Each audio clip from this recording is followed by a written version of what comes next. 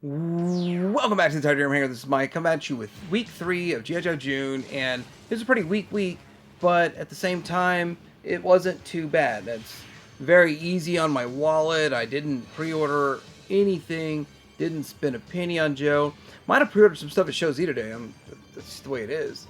But with this, I will be picking some of these up though. So I'm not gonna say that it was a bad live stream. If you're saving money is always a good thing.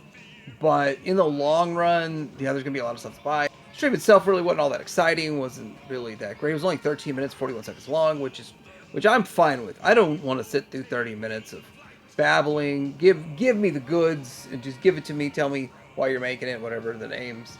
I'm okay.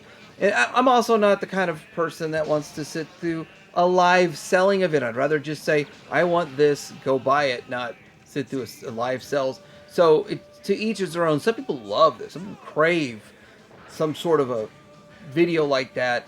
You're not going to get much out of this.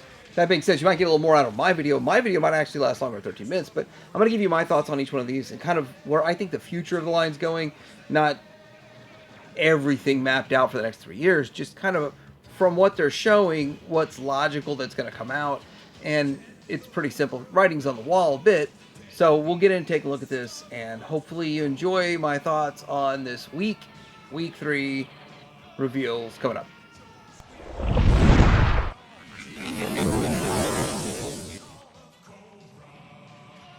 I'm going to start with this Duke, the Rugged Duke. I think it was like a technical glitch or just, an oversight. Now, I edit videos too, and sometimes I don't have the picture in there. Even when I'm talking about it, it is what it is. But I'm using 300 pictures sometimes, not 20. it's okay. Anyway, this Duke, to me, it doesn't really look that exciting. It doesn't really match anything in the vintage that I know of. Some people are trying to say that it looks like more of a modern lore kind of thing, Valor, Venom. I don't know. I don't know what they were trying to go for with this. I do think that it could sub in as just a generic figure. I don't really feel like it's much of a Duke. I don't feel like it's that version 4 or whatever that one was because that was my thought process going in the 90s with a 90s Duke, all these other 90s figures. But he does have several guns, knife, and scissors. Are the scissors removable? That's interesting. I don't know if the scissors are removable. Anyway, getting into this, the Cold Slither group, and this was a fun little quick skit done by a member of the Cold Slither band, and a lot of fun. Saying that Jim and Unicron's going to be there, the groups. But, here's the thing. Like, I feel like we've just got a lot of Unicron stuff going on in the Transformers world. I feel like the Jim crossover with G.I. Joe makes sense this summer. More than any other summer ever. It's like back to back. They did Cold Slither classified band and it's a nice set. It's a very nice set. It's still available for sale, which doesn't lend very much to Jim. But anyway, Jim, do the same thing with Jim. Use existing bodies, just give them some new heads maybe, and then repaint them the way they need to be and do the same exact thing. You've got the Jim. And that might even spur more sales of the Cold Slither set, but it would be kind of fun, kind of cool. I'd be in on it. I would be in on it, but I don't know. Then they went right into this G.I. Joe Turtles crossover commercial, and it did feel a lot like the campy goofiness of a Turtles commercial from Playmates back in the 90s to the G.I. Joe commercials with the intensity and just that voice. You've got that going on there, and it has that vibe, nice crossover vibe of the commercial. I think they did that really well. This line actually is a pretty good line, and it's going to be very short-lived because I think this is it. One and done. There's no wave 2 after this. This is it. And of course, there's that exclusive, Amazon exclusive sold out Dragonfly. So now it's time to get into this, talking about the Legacy Avalanche response. And I've already talked about it last week. So, this is part of what's kind of boring with the live streams. Like, we've already talked about this, but whatever. They showed it in hand. It is basically just a recolored version of Snow Job from what it appears. And this tells me, again, like I said, so I'm just going to repeat myself again, but I feel like we're going to get a retro Snow Job coming very soon, probably this month, probably in the next week or two. The next two, are there only 2 more? There's 2 more, I guess, coming of this. But I would look forward to that. I would definitely pre-order a Snow Job because, and watch this. Watch it be funny. Watch it be Snow Job on clearance, a year from now, because everybody right now is that wants one will be satisfied, and then what do you need two Snow Jobs for? So that's just one of those things that they know is going to happen. Then we got Dusty and Sandstorm, and I do kind of wonder if Sandstorm was just a rename to keep the name for the Transformer Sandstorm, because this came years after Sandstorm from the Transformers, so that possibly is true. Possibility. Why they named the dog Sandstorm. Anyhow, it does look pretty good. That does appear to be Stalker's gun he's got there, but yeah, this Dusty is okay. I didn't pre-order it. Now it is, let me see if I got that picture. Now I hope I can fix this in editing so you can see the whole thing, but at the top this Legacy Response was 43, the Dusty and Sandstorm were 52. I gotta tell you, I'm not in any of those sets for that price. If I see like the Legacy one for 13 or even 17 at a Ross, I'll grab it. If I see Dusty on sale at Target for 17, like, or was it 26, 17 or 26, something like that, like the last set like that, I'll grab it. But then you got the Cobra Throne set back in stock. You got this Night Force 2-pack that's out of stock at $70. And then it's kind of funny because Deep 6 is sold out of BBTS. So this is BBTS stuff right here. Deep 6 is sold out for pre-order, even though it's showing blue there, which makes me kind of wonder. I'm fairly certain that figure is still going to be relatively easy to get at that price point. Yeah, the price of those is killer, and those are the only two that went up for pre-order. I think I got a couple slides for that here in a bit.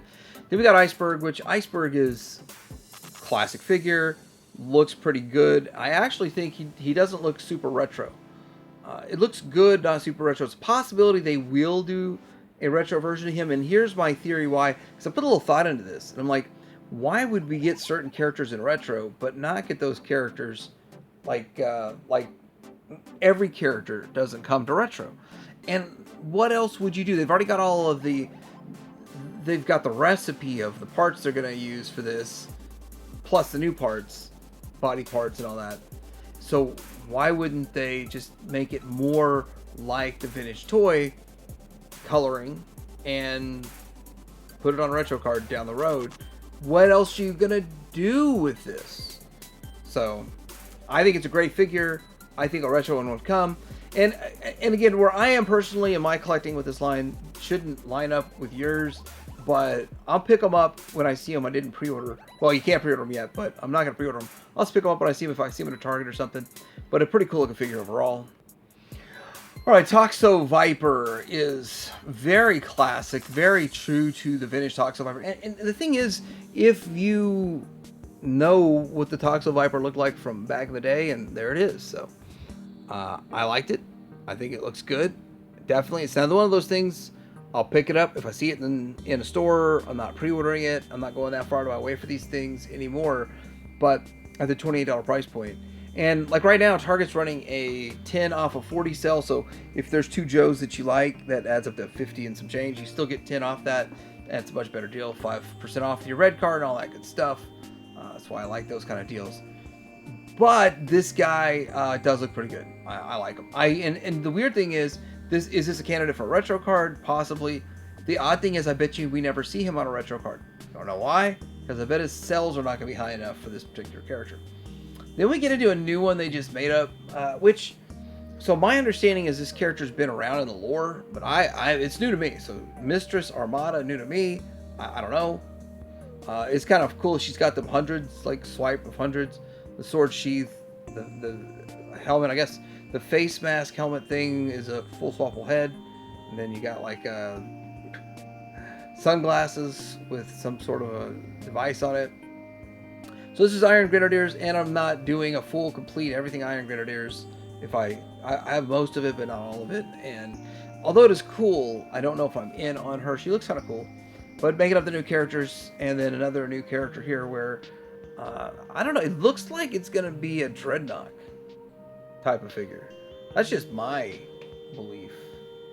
Is it going to be a Dreadnought?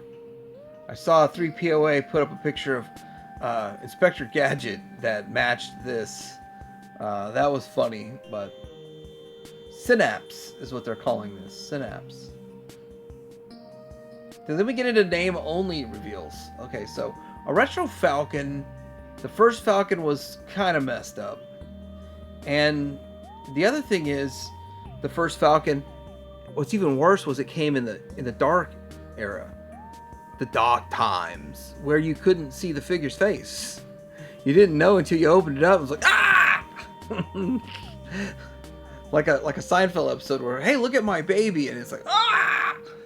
Well, that's how the last Falcon was, and so this Falcon will look better, I'm certain. I really feel like how do you screw up a Falcon? Like, it's got to be one of the easiest ones to do, even if you just reuse Duke's face. I mean, okay, whatever. They're supposed to be brothers. Now we get the retro Valkyrie. Now, this is not Robotech, by the way. This is the female Cobra Trooper for the most part, and you know, there was a 3-pack. I understand. I didn't get that, but I would probably get a retro card of her. Just, I think it's kind of cool. I like the retro card stuff. That's my soft spot. I have a soft spot for it. Then we get into Flash, and I got a lot of stuff to say here about Flash, but obviously they're doing this character reveal, kind of the name-only reveal. Not surprised. They're probably going to reuse a lot of stuff with Grand Slam and all of that, and then we get the Flash figure, and people want to complete the original, well, basically the Lame 10, like that's the original 13, but Lame 10, like Cobra Commander and the Cobra Trooper and Officer are all part of that Lame 10, but the Lame 13, but they weren't all lame. The problem with this is, you know, they gave us another breaker, but he's more of a cartoon breaker, separate from the Ram, but they haven't given us a clutch separate from the Vamp, and they haven't given us Hawk separate from the MMS. They haven't given us, well, they haven't quite given us the Grand Slam yet, but would we get the other Grand Slam? If you're wanting to put this together, I mean, in reality, if you just bought all the figures, say 13 figures, that's $360, but then the new high price point, right, you're, yeah, $360. But if you add on having to buy the vehicles to get some of those figures, you're pushing $500 just to get that OG82 lineup. So that's quite expensive if you really think about it. Like, the whole point of buying Modern is that it's a better price point and a better value. Could you go get the original lineup for $500? Maybe if you wanted to get the 3.75. So in my mind of collecting for 30 years, I've always thought buying the modern stuff should be significantly more affordable than going out and buying the vintage. And in this case, I think it's not significantly more affordable. But woohoo, Retro Flash. I will pre-order this because I don't want to miss out. I think it's going to be wildly popular.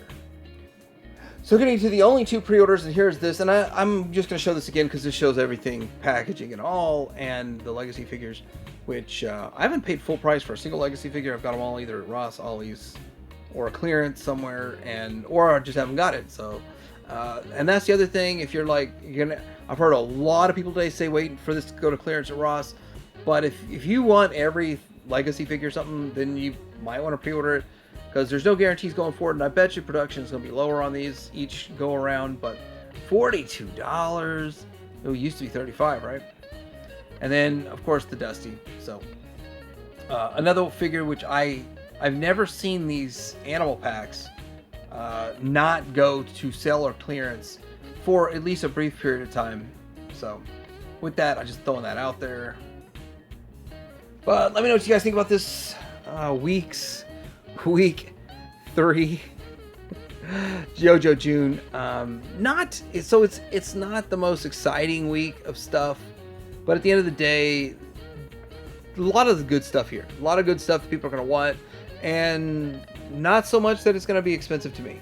So I'm happy with it. I'm curious what's going to happen the next 2 weeks, but I already told you what I think is going to happen. We're going to see some Snow Job. We're going to see a couple of other offerings coming out, and my last one I was saving. I still hear something about Globulus coming this year, so I don't know if that's true or not, but Globulus would be great. Probably SDCC, but who knows. Anyway, Let me know what you guys think. Let me know your thoughts. Tell your hanger out.